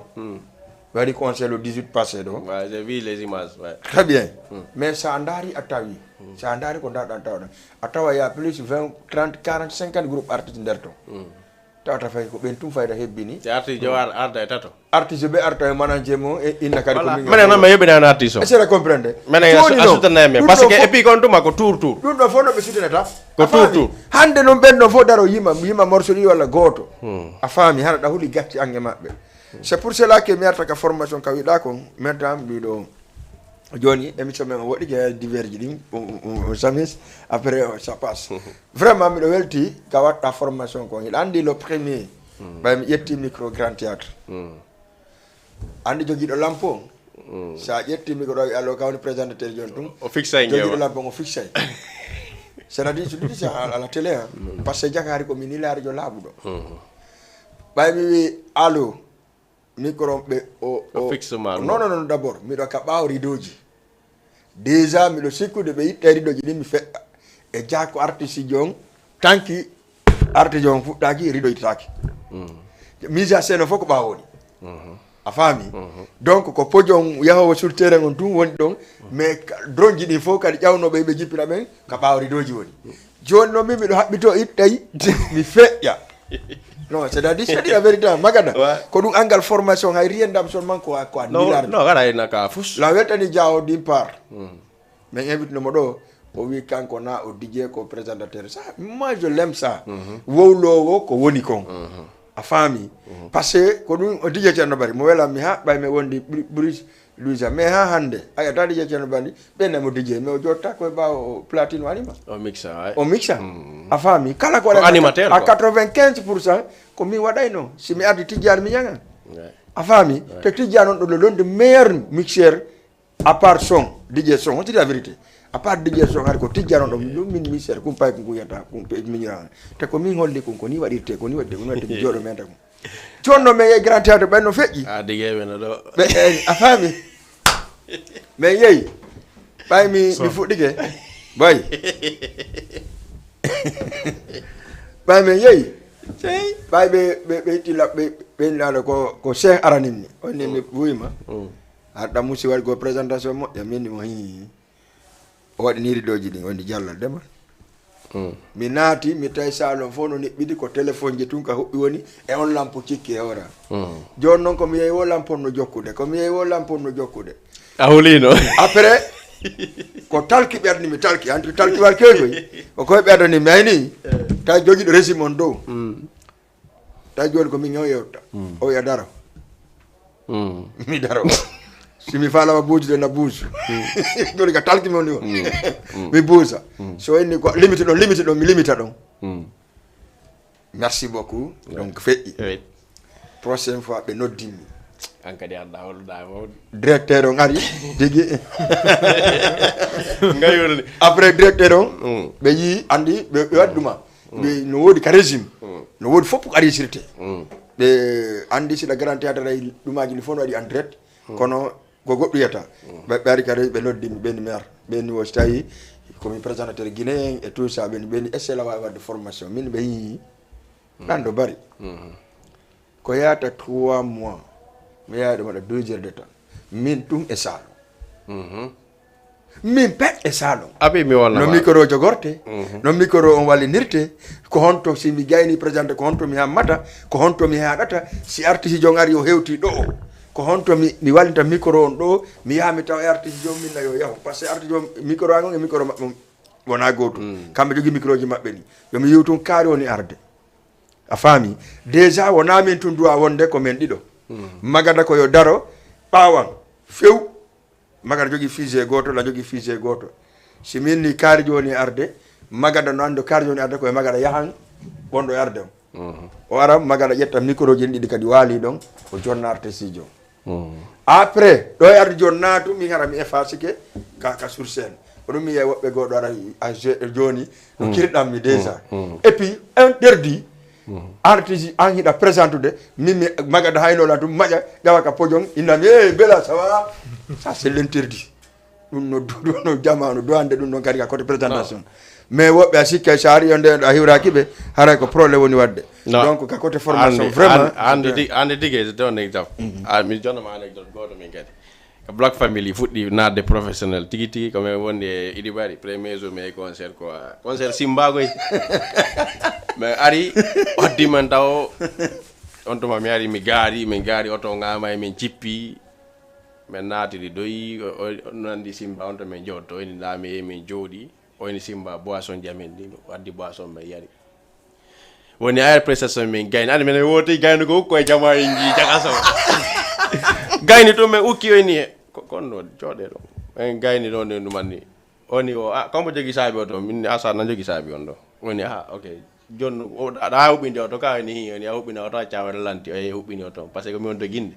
mais ga toon ƴeewe ni may ngote mais concert si wallanno on ti arti ka suudu nodda allo arti aɗum andike par ce que a wowta je te donne un exemple deuxième mon ko mais pour la première fois festival ɓuuɗo jande on laguine festival manifeste gasa busno andi on festival le plus grand festival laguine aduna fo warayno mais hewti naadi mais mo beya men chambre suite mi ari min poosi on dino wodi jawde hôtel ji ɗuma mais on di bimbi subaka ɗum mera ya feewi waɗa fof kale ɗuma kale bafal si mi immike ɓennala hata ɓe waɗanta onno jooɗotoɗa journée fo ko honɗum watta mini non na mer sa anda tu vois ma mi walla ma ko ɗo waɗi ɓen en bommanaji hande sa yehi concert en manaji artijo ma 3 jours de live plan de scène no woodi Labhaye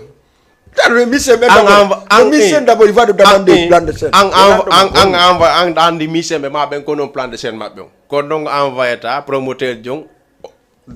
kala ko besoin da guitar basson c'est le sur le retour sin dumani be anda carrément ko ni o batiti jodo ko do combien de kéris retour makon caisse makon combien de micro tout ça doit mais en ko anduden podium mon boy dige son tu ne connais rien ma ara e conseil ben abe sabotuma. Ça veut dire qu'en manager, tu es plus star que l'artiste. Comme avec Jambi, on a demandé de faire le 10. Normalement, je fais si mon mari manager professionnel. On a demandé 5 missions au mari. Plan de scène, on connaît 5 missions au mari. On a besoin. A famille. Si on a besoin, on a besoin de live. On a similar. On a besoin on a bao. Et puis, il y a une mission bendaro jodo to podium no are forward. Daru par exemple grand théâtre. Si be hewta haray andi batterie jom ko kanko ɓuronde dow solo on hikka ɗon base on hikka ɗon mo pianiste on hikka ɗon mo jimbe no jooɗo ley et puis mo be maɓɓe no waylanda retour hoore personnel mum ko non mo be maɓɓe ƴettay ko ɗum ɗo droit et puis ɓe jonna kadi kaydi ɓe jonna kaydi par exemple artiste jon so joyi o innayi par exemple mamadou fata ko joyi sérian joyi guiɗo joyi nene joyi baba joyi bappa ko noon ɓe joyirantama hay o waɗi to a cappella o sonki fi som makko goɗɗo go hara goɗɗo go ɓe yettoma na ɗum windiɗo ko som mo winduɗan ko on jouette ha hewten mo faaloɗama ça dit ko ɗum woni ka professeur ka ɗum woni ka encadrement ɗum par ce que nane hari moɗo projet c'est normal ko woni wonde kon par ce que en yewta woni par ce que vraiment min kadi no welalan par ce que ko ɗum wanno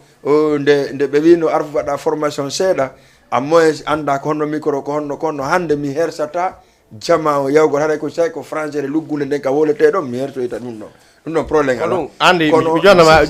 jonnama exemple goto ko fiyonnum pays kala pays mo yawɗa besoin élimination pays mo arɗa o ɗande ko fiyonnu par ce que fof ko winda ɗum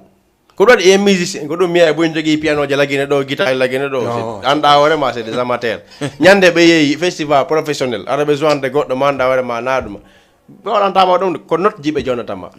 tu relèves les notes so waɗi ka guitare ma mo clavier on ko note jonnoɗa musicalement jowata namede kala golle ɗe gollata ɗuma no hande ɗen jooɗode wolde caméra no dirtideɗa par ce que andanɗo fi mum no jooɗi ɓaawo ɗo dirisude mande carrément sewɗo woli ko ndomi ata sewɗo woli ko ɗumal bela si joɗinama ɗon joni acca merci beaucoup fin d'émission Badiane une minute oui ou non à Magada Gratima acca oui ou non Magada etnama fof ha joni ay ɓaali ɓeygu ɗa faala jombude ka faalaka si Allah wala non jabi ɗum le kadi ko bien ɗo ni samo dardal angam jooɗi ɗo lewru hondu lewru hondu non en tout cas dal e nder 2023 on ɗo ɗo ka Guinée mariage jata Dakar acci wiyara la Guinée mi ala ɗin financement ji wo ɗo libu kesango oui ou non Magada Black Family est-ce que ɗon faala wurtude Black Family oui ou non non Black Family ko Black Family ay joni na wontugol oui ou non est-ce que Magada yimita henne kadi bon ɗon ɗon ay joni mi wata confirmade oui parce que non oui ou non non parce que min ande si min watama confirmade parce que wonɗo oui ou non Magada no acce explique seeɗa explication ngala explication lanni oui ou non est-ce que Magada yimita hande kadi oui merci beaucoup parce que faala do goɗɗum janggo nano ya goɗɗum parce que imagine hande ko album tiso ene la hanam faala voix ma ɗo nano yomo ɗo janggora inno non dade ko non wella oui to men so wali ɗo voilà Magada yimay oui ou non Magada adnama en fof konno ɓurma welde honno ɓuutala welde nena d'accord merci beaucoup haray maga ɗa wawi waynade Badiane Magada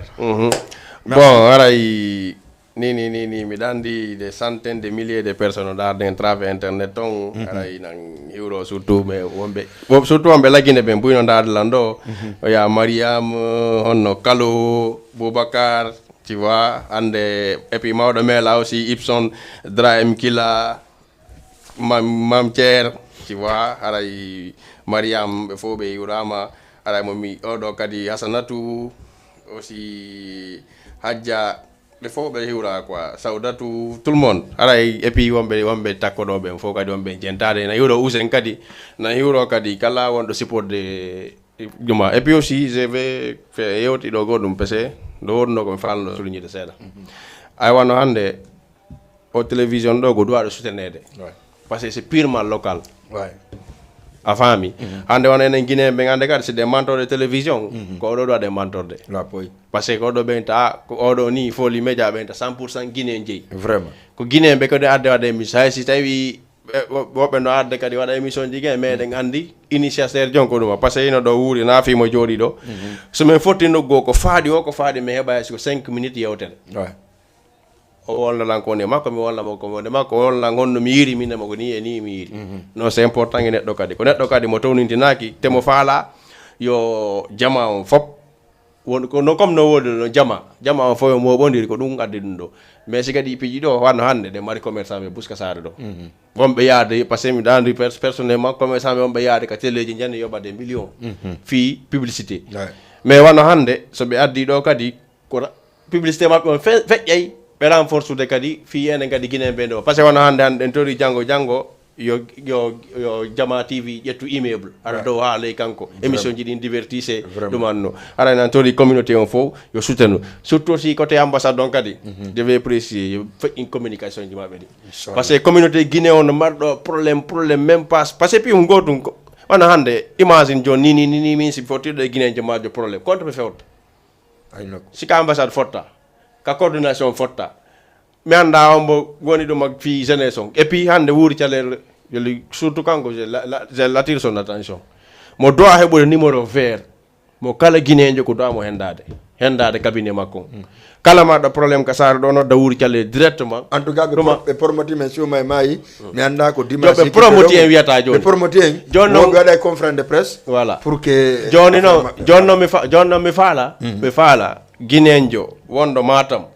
wonɗo Kédougou haɗa no informé carrément ko wonɗo ko a faami Allah waɗi o ambassade ɗo o waɗi ouverture mo yaade cérémonie ji ɗin mo uddite jama fo ɗum mannade joni rewen ɗo waɗen pilier je men kala carrément hay ambassade go si aroyi o wonta e ɓaawa konngol men go joni noon aray je l'attire l'attention ko Allah wadi no gasa on coordination si tay min nan do si do no wade de mi yaay parce que j'ai beaucoup de questions à poser avant mi dan la min comme ye wo mi wole ko mi santiri ko mi anda non c'est on ti wale rebossement on mais problème o yo be da un numéro vert côté ambassade donc numéro vert côté coordonnateur numéro vert kala guinéen je ko mari problème do parce que wonde na ndara vidéo de soutenance tan da wore ma wado be te acte social hara ko guinéen be yaata be juude mum barmuno yeyno a jungo ñolino yara ko sénégalais be wadanta be ed ya opéra be ma taja jungo ngo watta be dande bon condition dumando hara enen guinéen do avant mi il faut din don fo piiji fo si mobe ndirama mo be men carrément andi hande si me bi problème ma si me ya mi nangama do mi wadi dum do si mi nodde ambassade mo o daroto ɗum noon fof en fof parayde gandi ka on se sent en sécurité ɗan ɗe ballo e ménage ji busno yalde ɗo mais on ɗo fewta ko ya jooɗo joggoɗa hoorema joggoɗa hunduko maako mais hande ɗin piiji fof no woodi aɗa ko yata hen ɗum ɗo waɗiri ni solution gon ɗum marde avant mi ambassade men on kadi min fitoriɓe ɓe jeejiɓe ɓe daran men localité jano ɓeeɓi joni ko kamin gaaɓe woni awa joni non hande ko fiyon ɗum woɓe heɓaali de ɓe heeɓi mi heɓi information heɓaali ɓe heeɓi awa joni andi ko haala wo heɓike mais yaal andi ko fiyonde mi walama ɗum ni famille an on tun hebbina ko ambassade ko ambassade o wimi kaɓe won ɗon localité heɓike déjà ɓe fuɗɗike eggude siko tun aɗon no ɓuriɗa yajude few no ɗe wawi yaade 3e étage ɓe ƴetti déjà premier 2e 3e fo immeuble o fof kamɓe ƴeewi en tout cas dal min ko minata guinéen on fof yo jogodire mais noon mimi tototo mawɓe mais wonɓe ɗo ɓen yoɓe jogodire par ce que ko mawɗo woni exemple payko vraiment hakki noon na ko duufe muuɗe mais ko muuɗire ko duufa joni noon so ɓe nani kon konngol men ɗon ɓe fof ɓe jogodiri enen kadi wawi iwtirde ɓaawa maɓɓe wawi wadde piiji ni mais sina ɗum aray ok merci beaucoup Magada kanko Badiane Magada parole ok alors merci wonnoɓe darde Diama TV parole on kono wonnoɓe darde jom en tout cas ɗo minima série ano darde lan joni noon a gandi sa suuɓa woni en tout cas onon ɓe jiɓonɓe daare ɓe ɗo oɗo ko Badiane oɗo ko digue bela ka wala envoyé ɗon demande wa ɗon upset voilà sauf so yino waɗa so yi goɗɗo goto wuuri guiɗo jama ɗo upsetude mais ɓeɗo non c'est bon awa weltano tuwannoɓe darde émission ɓe weltanoɗen kadi nodduɓe ɓen fof weltanoɗen kadi surtout Magada hetti ɗon ari lowti invitation o yaafino kadi e makko baɓe nanirɓe cenɗe goo e ko wolɗen ɗo kon iwano toon kadi wona yawre ma bonde neydi ma faalogo to wolugo ko ɓenda wowlinen ko konguɗi goo c'est juste fi rassemble gol kadi vraiment merci encore une fois de plus ko responsable go déplacé ari ha ɗo ka télé ɗo waɗugol émission woni président au conseil on et monsieur l'ambassadeur monsieur Patrick Camara weltanoɗen ɓe kamɓe kadi parce que vraiment c'est la première fois ɗum ɗo waɗi e chaîne locale guinéen surtout 100% guinéen weltanoɗen ɓe vraiment comme no wiruɗa noon kadi yoɓe wonu plus visible envers la communauté yoɓe ɓaɗo communauté o jama o yiyaɓe andaɓe anda kadi ko honno woni importance ambassadeur on anda kadi ko honno woni importance président conseil guinéen du Sénégal ko honno woni golle maɓɓe ɗen en fait tu vois il faut que ɗum ɗon kadi ɓe laɓɓinana jama on par ce que na fof andi kono woni déjà kono firi président conseil trésorier vice président haɗa busno humpa ɗum noon kono kadi haɗa busno kadi humpa ko hombo occupé on ɗon poste la personne c'est qui ɓe jonnaga trésorier on kadi dara monaki voilà a faami voilà en tout cas merci à tout le monde merci à lundi prochain weltonen ka ɗonnoɓe darɓe ɓen ka page Facebook ɓen fop ɓe ɗuuɗi moƴƴoɗen e wata voilà et puis voilà ko ɗon min nana kadi projet ji tisbi flow ɗin kadi no adde jammu hiya weltano kadi ɓe aray big up dalabaɓe fof digue junior alimu voilà aray fof ɗum annama voilà merci beaucoup ara wonno ɓeɗade Diama TV en salmini mo kala ka joɗori ɗon kono no wirden noon merci aussi Hamidou kanko nodduno merci aussi e guiɗo Mamaya de cousin kadi o nodduno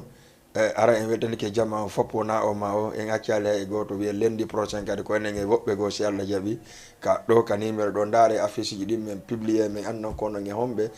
tigi tigi on ka émission men Labhaye Pooyi eɗon andi noon juldere nden no wiya koye vendredi walla e samedi yetta soɓɓe yandi action ha yon lewru ndum ara meɗen jonti rendez-vous le 29 avril si Allah waɗan o jaɓi o kamma mel avec grand concert poɗa mamaya avec Khadija Bari hara meɗen tori kala guinéen jo mon dawrama no ɗo yo yahu participa on événement ɗon par ce que ko événement molanaɗo event ɗon aren le 10 juin si Allah waɗa no jaɓi ɗum compte watta o maison de la culture du sec onon e nouvelle génération concert molanaɗo e concert Amad Mohamed Junior Fatako e artiste Pooyi ɗo si Allah waɗa no jaɓi le 10 juin haray ko enen e Mohamed Junior Fatako e nouvelle génération wondi ka maison de la culture du sec samedi le 29 foppu non audita merci beaucoup Magada e wetali ko moƴƴa moƴƴa sen ko penga moi ko me yangedu be ka kedugo ka kangem jaccate do andiri ala merci merci ciao merci bye